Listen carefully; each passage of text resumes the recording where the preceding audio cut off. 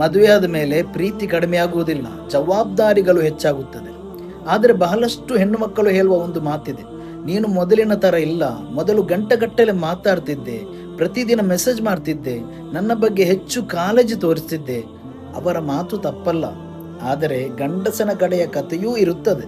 ಮದುವೆಗೂ ಮುಂಚೆ ಅವನ ಪ್ರಪಂಚದಲ್ಲಿ ಪ್ರೀತಿ ಮಾತ್ರ ಇರುತ್ತದೆ.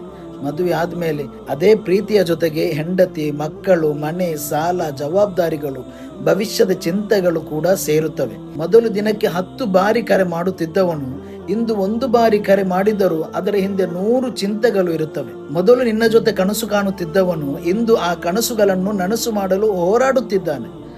ಅದಕ್ಕೆ ಅವನ ಪ್ರೀತಿ ಕಡಿಮೆಯಾಗಿಲ್ಲ, ಅದನ್ನು ತೋರಿಸುವ ಸಮಯ ಮಾತ್ರ ಕಡಿಮೆಯಾಗಿದೆ. ಯಾಕೆಂದರೆ ಗಂಡಸನ ಪ್ರೀತಿ ಮದುವೆಯ ನಂತರ ಮಾತುಗಳಲ್ಲಿ ಕಡಿಮೆಯಾಗಬಹುದು, ಆದರೆ ಜವಾಬ್ದಾರಿಗಳ ರೂಪದಲ್ಲಿ ಪ್ರತಿದಿನ ಹೆಚ್ಚಾಗುತ್ತಲೇ ಇರುತ್ತದೆ.